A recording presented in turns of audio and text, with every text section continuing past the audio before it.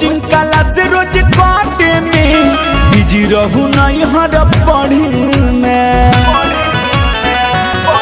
हाय हाय coaching class रोज काटे में busy रहू नहीं हर पढ़े में। सिलाई बिनाई नहीं आइलू कुछ सीख के चोली के नापी दे दो कापी पर लिख के। चोली के नापी दे दो कापी पर लिख के।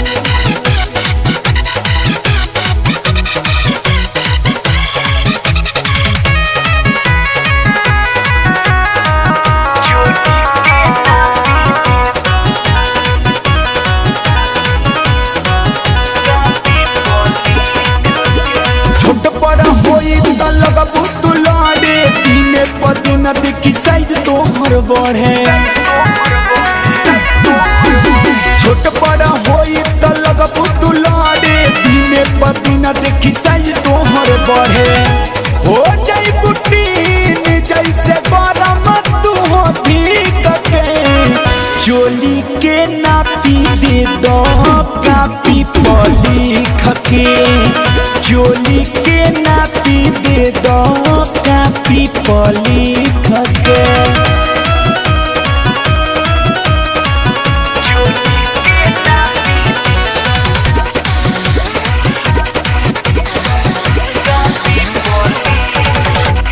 छत्तीस के हॉकी 32 के बतावा सुनो ये रानी जनी देरी लगावा। 36 के हॉकी 32 के बतावा सुनो ये रानी जनी देरी लगावा।